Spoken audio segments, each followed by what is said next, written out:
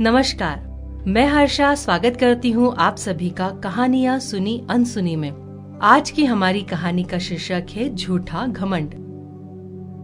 एक आदमी को इस बात पर बहुत घमंड था कि मेरे बिना मेरा परिवार नहीं चल सकता।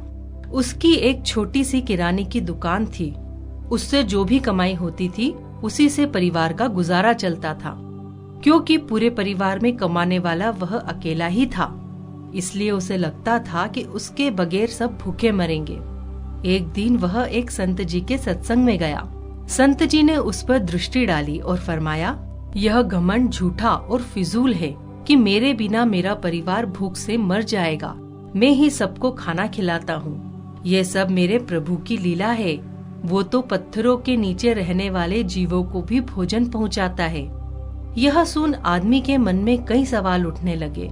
सत्संग समाप्त होने के बाद उस आदमी ने संत से कहा कि मैं दिन भर कमाकर जो पैसे लाता हूँ उसी से मेरे घर का खर्च चलता है। मेरे बिना तो मेरे परिवार के लोग भूखे ही मर जाएंगे। संत ने उसे बड़े ही प्यार से समझाया, बेटा, यह तुम्हारे मन का भ्रम है।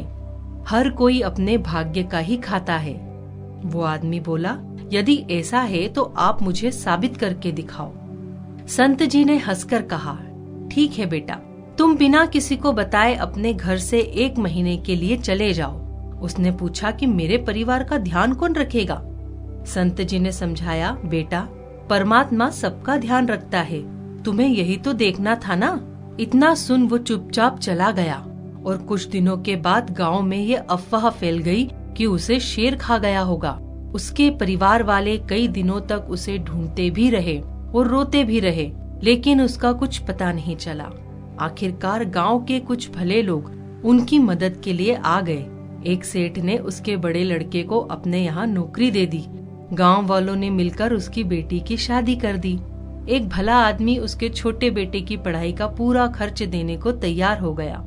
1 महीने बाद वही आदमी छिपता छिपाता रात के वक्त अपने घर लौट आया। पहले तो घर वालों ने भूत समझकर दरवाजा ही नहीं खोला। जब वह बहुत गिड़गिड़ाया और उसने संत जी से हुई सारी बातें बताई तो उसकी बीवी ने कहा कि अब हमें तुम्हारी कोई जरूरत नहीं है। अब तो हम पहले से भी ज्यादा सुखी हैं। उस आदमी का सारा घमंड चूर चूर हो गया। वह रोता हुआ संत जी के डेरे पर चला गया और कहने लगा कि मुझे माफ कर दो। संत जी ने बड़े प्यार से कहा, अब तुम्हें अपने घर वापस जाने की क्या जरूरत है बेटा। इस जगत को चलाने का दावा करने वाले बड़े बड़े बादशाह मिट्टी हो गए। दुनिया उनके बिना भी चलती रही। इसलिए अपनी ताकत का, अपने पैसे का, अपने काम काज का, अपने ज्ञान का घमंड फिजूल है। अब तुम्हें बाकी का सारा जीवन भगवान की भक्ति में और लाचारों की सेवा में लगाकर इसे सफल करना है। वह आदमी संत जी के चरणों में गिर पड़ा और रोते हुए बोला, आप जो भी कहेंगे मैं वही करूँगा।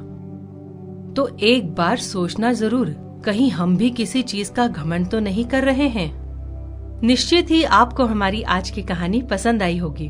तो मिलते हैं अगली कहानी में। तब तक के लिए मैं हर्षा आप सभी से विदा लेती हूँ।